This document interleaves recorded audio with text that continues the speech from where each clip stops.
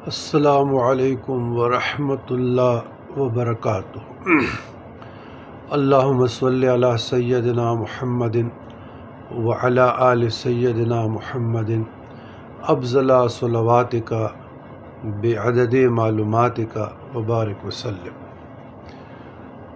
برادران اسلام، اللہ تبارک و تعالیٰ کا شکر ہے کہ آج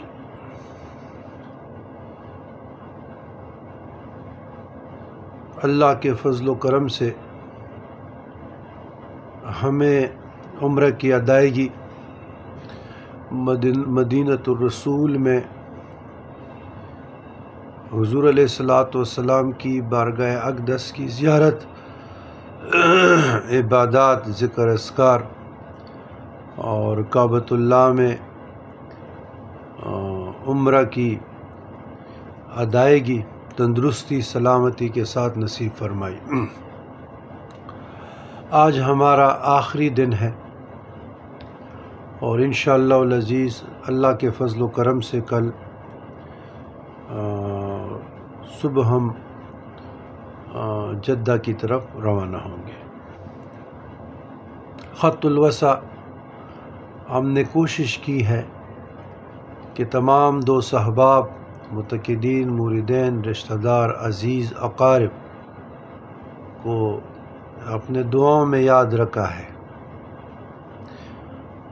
اور کوئی ذہن میں نہیں رہا تو اس کو غائبین میں رکھا ہے،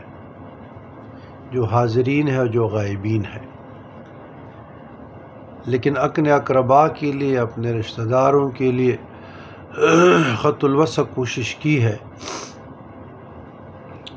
کہ جو کچھ ہم سے ہو سکا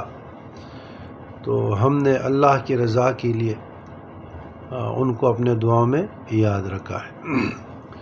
چاہے اس کی تنگ دستی ہو، مفلسی ہو،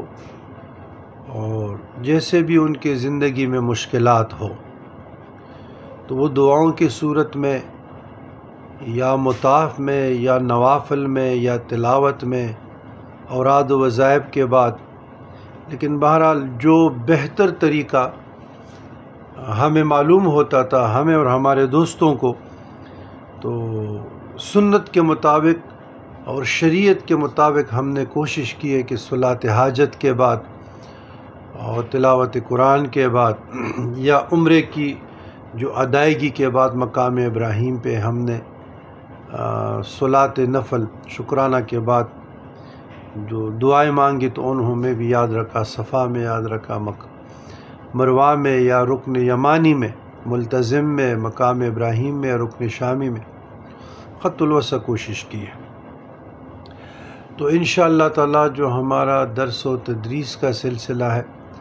وہ بالکل انشاءاللہ کنٹینیو رہے گا، اور یہاں پہ عمرگی کی ادائیگی میں پھر حرمین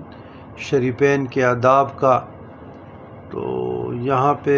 مناسب نہیں سمجھا، کیونکہ اعمال کی بربادی کے اسباب میں سے آج کل ایک سبب موبائل ہے۔ لوگ احرام و بے نیت کرتے ہیں، سلفیوں میں پڑے ہو جاتے ہیں، اذکار سے نکلتے ہیں، آداب میں کمی بیشی آتی ہے۔ تو انشاءاللہ تعالیٰ آپ لوگوں سے پھر انشاءاللہ تعالیٰ ضرور ملاقات ہوگی، اور جہاں سے ہمارا اسماء الحسنہ کے جو سلسلہ رک گیا تھا وہ دوبارہ شروع ہوگا، اور انشاءاللہ تعالیٰ تعلیم و تربیت، اصلاح نفس، اصلاح معاشرہ اور تعلیمات صوفیہ کرام سے انشاءاللہ تعالیٰ آپ لوگوں کو آراستہ کرنے کی کوشش کریں گے۔ والسلام علی من اتبع الہدی۔ اللہم انی اسألک العفو والعافیۃ فی الدین والدنیا والآخرہ۔